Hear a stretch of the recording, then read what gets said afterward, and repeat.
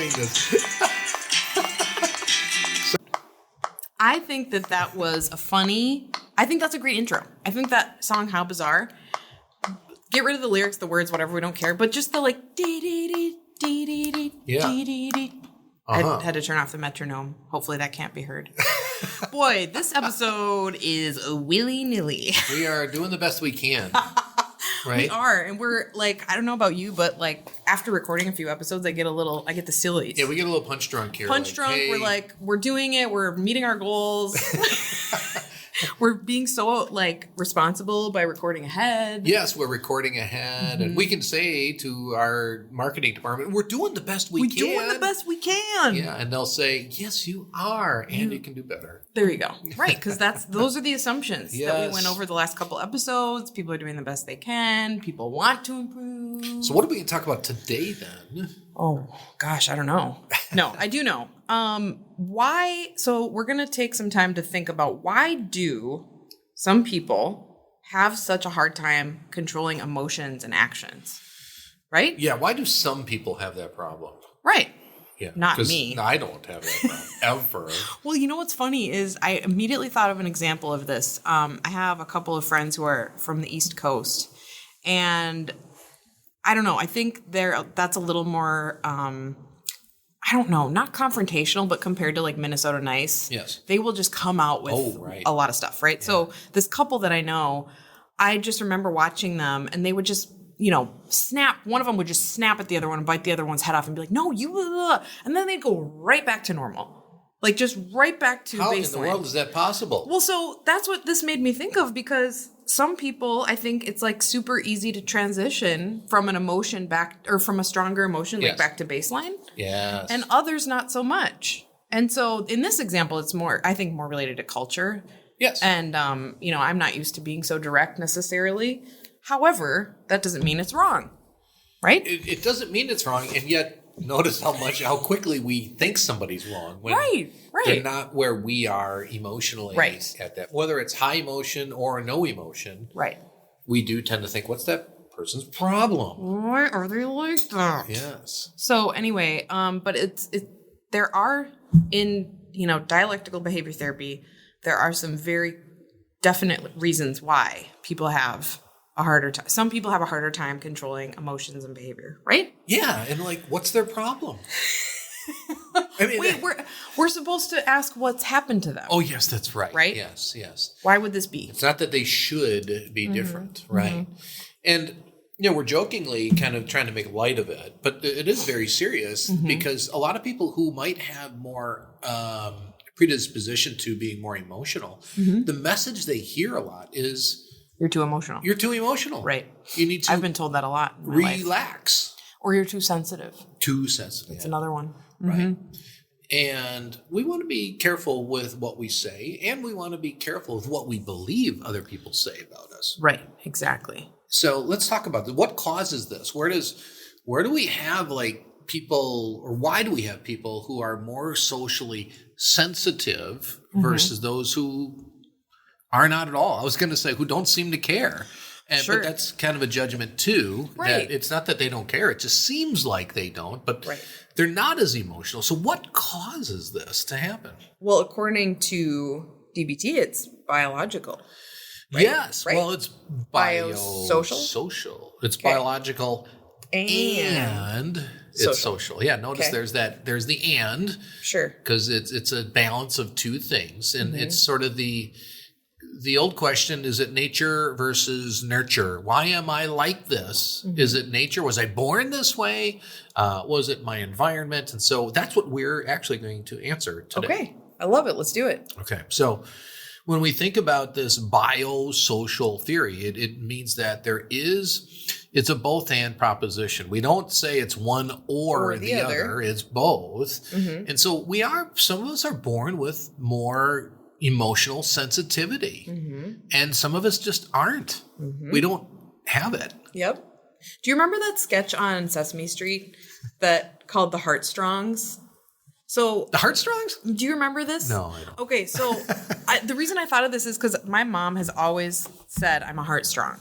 But she's referring to that sketch on, it's this skit with the puppets on Sesame Street where it's this family and they're called the Heartstrongs. And when anything happens, they're like, oh my gosh. And they kind of, I should show it to you after this. But it's great. It's like they have such strong emotions. Oh, yeah. And so my mom, lovingly would say, I just feel my emotions very strongly. Yes. And it was kind of her way of saying like, it's more of an endearing thing than she's just a heartstrong, right? Yes. So you were saying some people are just they're just kind of born that way, right? Or just more heartstrong. More heartstrong. Yes. More sensitive to the environment, yes. right? I love the way they phrase that, heartstrong. It's such a positive way to look at it when people are told you cry too much, you cry too easily, you get too upset too quickly, you hold on to things too much. Right. No, I'm just heartstrong. Right. Yeah. And so that, I actually liked that.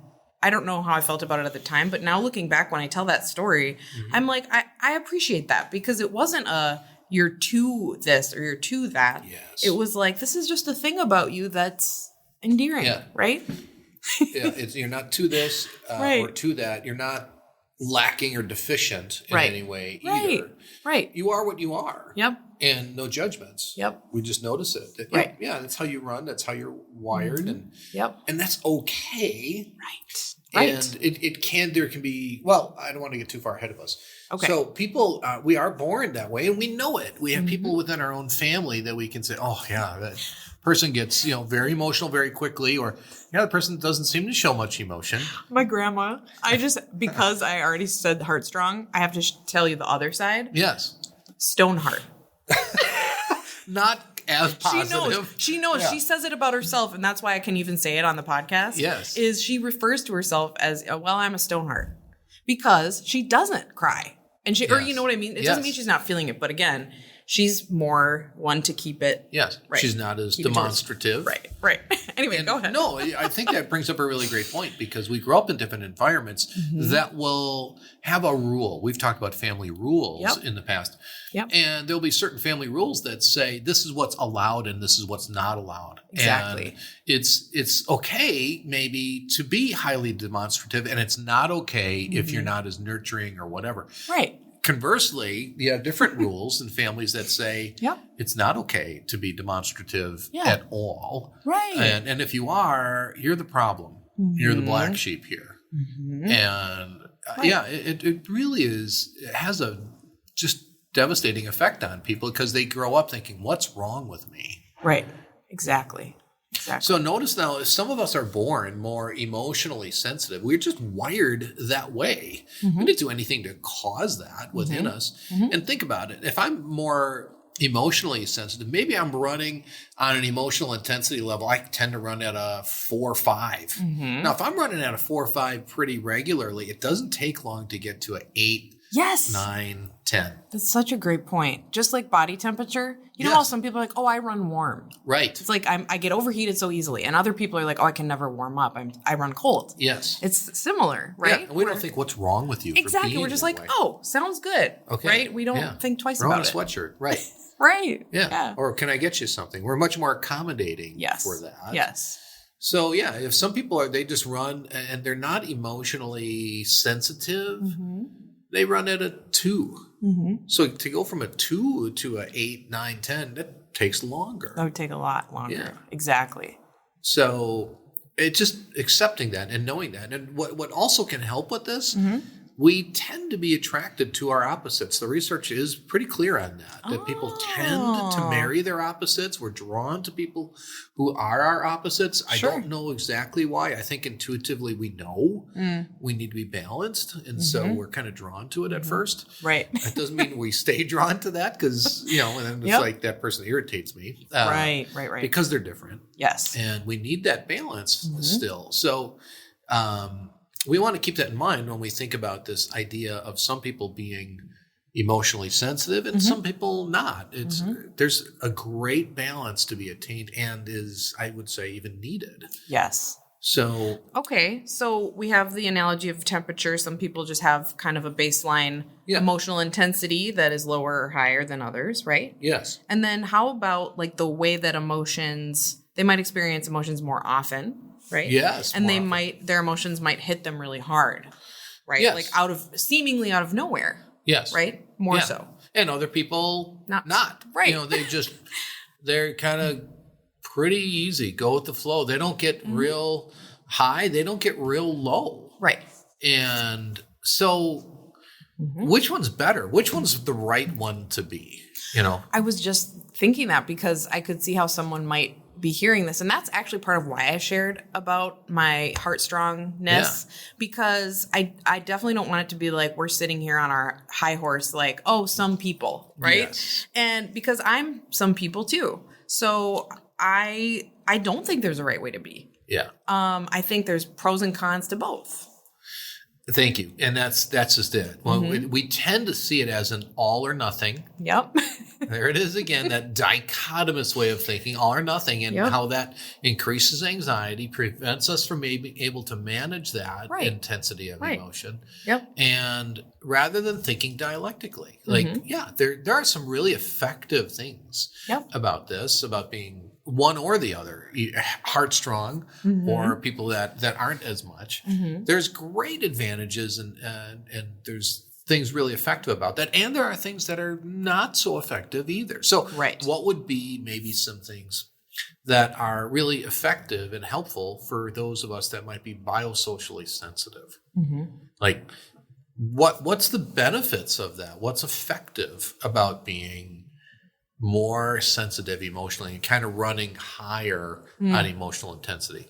Well, that's a great question. I think a lot of people will kind of, especially those who have been accused of being biosocially sensitive, they'll go to the negative right away, what they see as negative. And I would say let's pivot from positive and negative to what's effective and what's not always as effective. Sure. Well, let's go there. What's not always effective is that, sometimes I might do things that are impulsive. I might react and be like, oh, why did I do that? And so I might hurt people in my reaction because I'm running in high emotion. Yep. And I can be a downer. And that's kind of the messages we hear. Sure. And there can be some validity in that. Right. And yet, but that's not what solely defines me. Right. Emotional people are really fun to be with. It's hard to have a connection with somebody that's not having emotion. I mean, what's fun about you and I is we can connect easily because there's demonstrative emotion. Sure. Do you ever talk to somebody and you just get this, monotone? Yes. And you're waiting like. It can be challenging. Anything landing here? Are you hearing me? Right. Are you mad at me? You just don't know. You're looking for signs of life. Right. Yeah. And so it's easy to judge that person. For sure. And say they're wrong for being the way they are.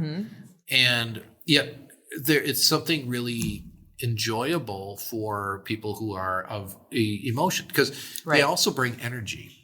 Emotion, I always like to think of the word emotion is energy in motion. Nice. And so they bring energy. Yep. And it can be, I need that. Late in the day when I'm tired, I love biosocial people. Right? Yeah. And the other thing about, we talked about pros and cons, that I think sometimes people who have more emotion or have a higher intensity baseline or whatever you want to call it can be, there's other things like be more perceptive, right? Like I'm able to perceive others' emotions as well as, I think that's part of one of the pros that comes with having higher emotional intensity, if you will. Another would be creativity. Yes. I think because I'm a lefty. I'm very much right brain oriented, and has to do with creativity and So I think there's some really good things about it. There are, and I think closely related to that then too is people who are more biosocially sensitive. They kind of run high emotionally. Is they have more compassion. They're able to make that empathic connection with people. They demonstrate more nurture. They demonstrate more empathy. And those are really wonderful, helpful, and effective aspects. Right. And so now let's look at people who are not as biosocially sensitive, that aren't feelings driven. Yep. and more facts and logic driven. Okay. And what's effective about that and what's not so effective about that, do you think? Sure. Yeah. That's good to think about. Yeah. I think the first thing that comes to mind is remaining, I'm going to say detached, but that's not always a bad thing. So in a situation, I think someone who doesn't have that same emotional sensitivity is able to see things more objectively. Yes. And with more, again, a healthy detachment of like, okay, let's look at the facts, right? Right. What's the situation? Who said what? What's happening? Yes. We're going to kind of just get all the things assessed here, right? Precisely. Yes, they are. Emotion can cloud our judgment with higher intensity of emotion because they don't get as high with that intensity. They can remain more objective, factual when facts are needed, and we need to think more clearly. They're kind of an anchor too. Yeah, like good point. They don't have real high highs, real low lows. And so we kind of look to them as an anchor. Like, okay, they kind of keep me stable. Yes, the example of that I think of is I've definitely sent an email or two when upset. Right. And I think about someone who has more, of the detachment it's like you never get that email from them, right? Right. Because they might be thinking it or they might have some things going on, but they're not going to do kind of like we were saying before, an impulsive thing because of emotion. They're going to wait it out. Yeah, they're less prone to that emotional impulsivity. Right. Yep. Boy, I'm really telling on myself today. This is self-disclosure at its best, people. I love it. And I think what you hear about for people who are more on the biosocial, emotional side of things is you're too emotional, you're too sensitive, you need to relax. What is it that people that are facts driven, what do they hear that's pejorative or negative? You need to open up. Right. You're so shut off. You're so shut down. Closed off. You got to give me something. Right. Yeah. Yeah. You're a robot. You're so cold. Yep. You're like, do you have a nurturing bone? Do you care? Do you care? Right. Exactly. Exactly. I need to feel something from you. Yes. I'm not getting anything. Right. You never tell me how you feel. Yes. Right? Yes.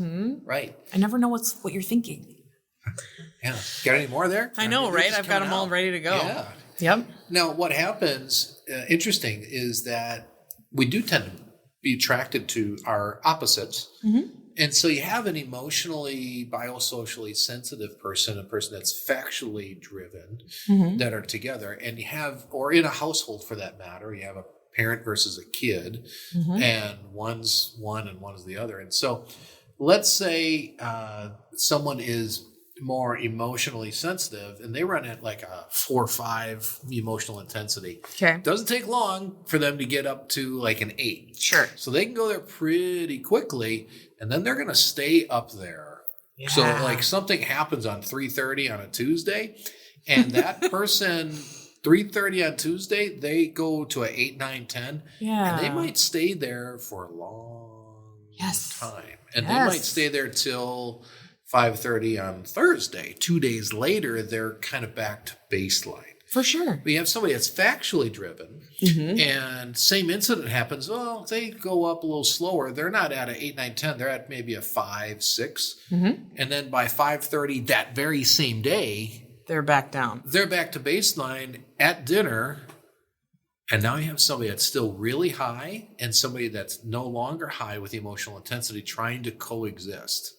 So what do you think happens? With those two? Yeah. Like if they're trying to coexist? Yes. I can see the more factual person being like, you're still mad about this? Yes. Or like, why are you still so worked up about this? What's your problem? This happened hours ago or a day ago or whatever. What's your problem, right? Yes. And then I can see the more emotionally sensitive person being like, don't you care? Right. How can you just go about your life, go about your business? You don't care at all. Yes. Yeah, totally. Yeah, and that is precisely what happens. We become very intolerant of the other because the other simply is just not like ourselves. Right.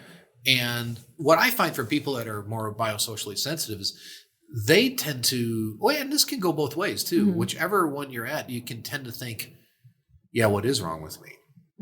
I should. You might buy into it. Yeah, I should be more nurturing, or I should relax more. And then what does that do? For people that are biosocially sensitive, it just, that judgment further escalates the intensity of their emotion. Right. So judgment, oh, wow. Whether biosocially sensitive or more facts driven, that judgment intensifies it. And then the chasm is even greater. Yep. So now I'm thinking of my cousin who jokes. So he's very factual. Yeah. And in my family, we have a lot of people that are more emotionally sensitive, more demonstrative of emotions. And so when he's around the family, he's like, I feel like I'm dead inside.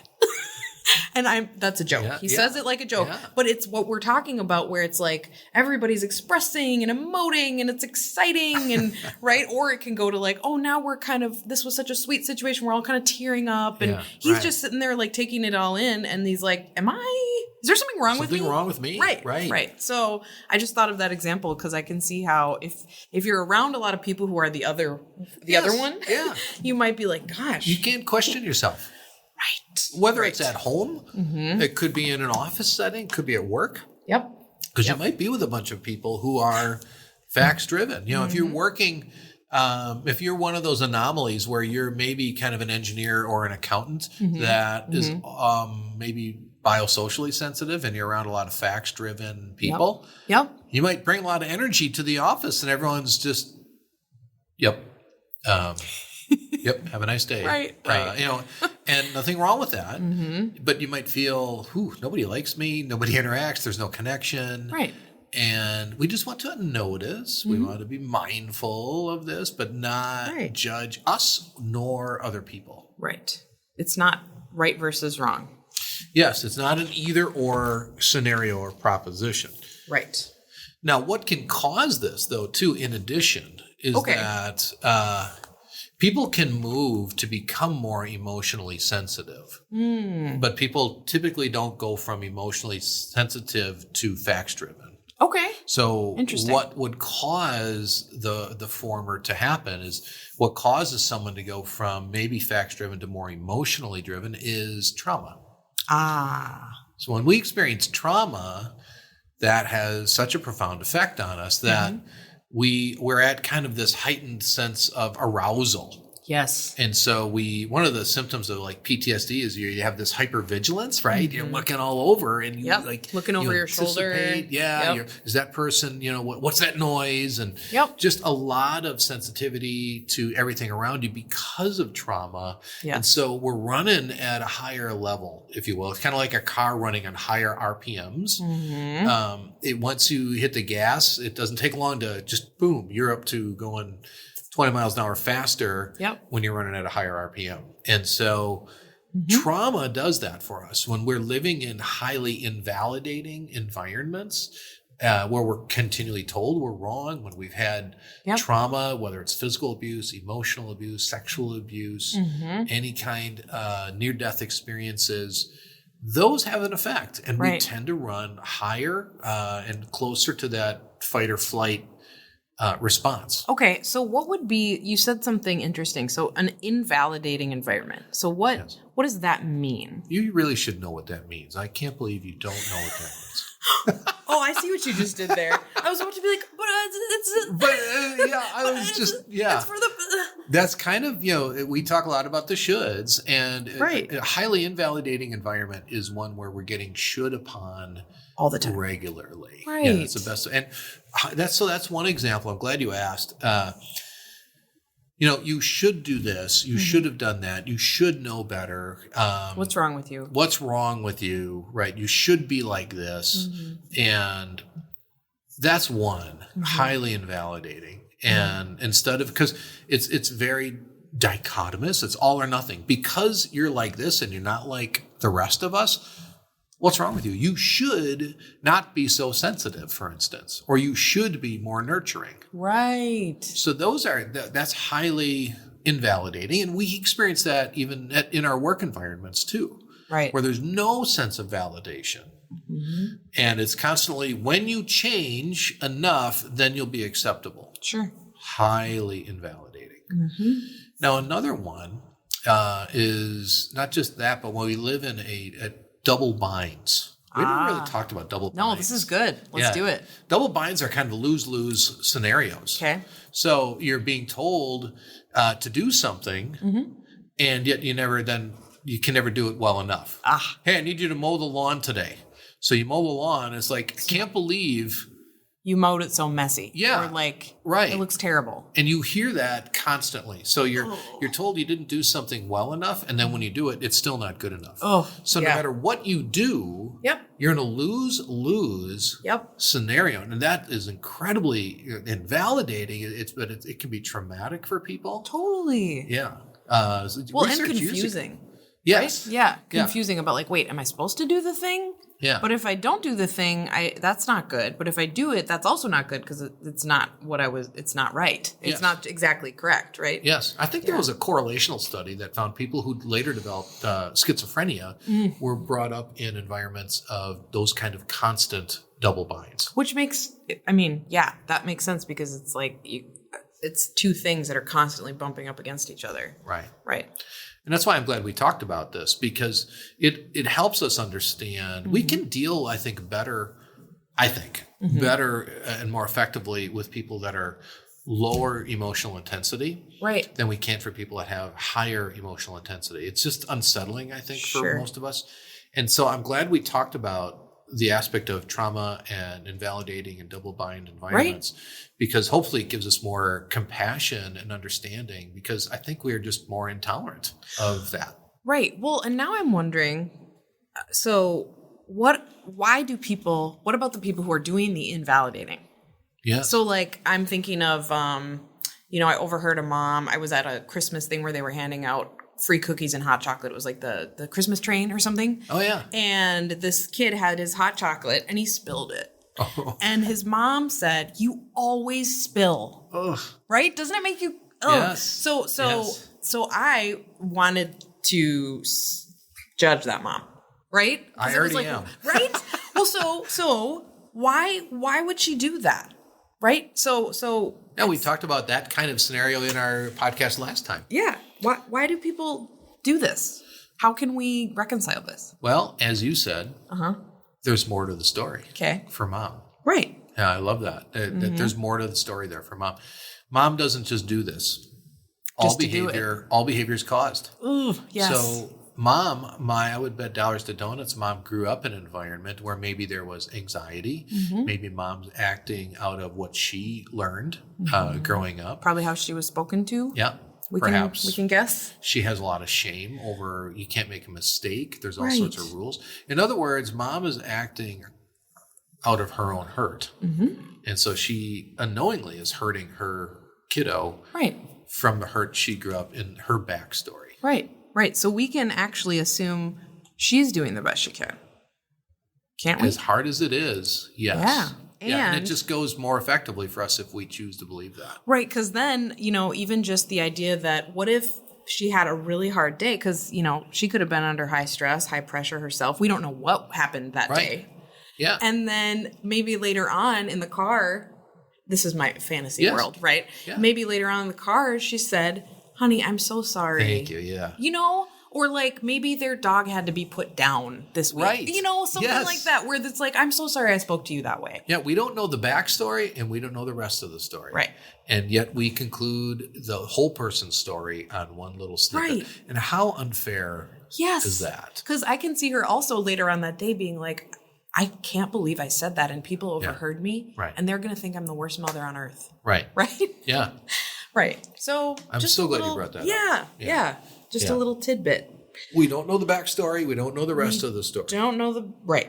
So what do you think? We're at about 30 minutes here. I mean, well, I think this is a good place for us to stop and just understanding that we're different. Some of us are just wired more for higher emotions. Some of us are just wired more factually and logically, and it's okay. It's beyond okay. It's needed. Right. It's an opportunity for real conflict, and it's an opportunity for tremendous balance if we can move from judging one another and accepting one another. And that's what we talk about in dialectical behavioral therapy, is leading with acceptance and validation. It doesn't mean we agree. It doesn't mean we always approve. It just means, I get it. And no judgment. Right. Hopefully we can do that with each other. Hopefully we can do that every day. Yes. On everyday therapy. See, I'm trying to incorporate every day. Bring it all in. I'm doing the best I can. You're doing that, and I thought you did a really nice job. Thank you. I feel so validated. Oh, good. Thanks, Brett. And you can do better. No, I'm just kidding. Hey, it's true. We all can, and we are trying. You and I are trying on the podcast in our everyday lives, and we really respect the listeners because we know you're doing it too. We appreciate the hard work, and we respect it. So keep up the good work as you work alongside of us, and we'll look forward to joining you next time.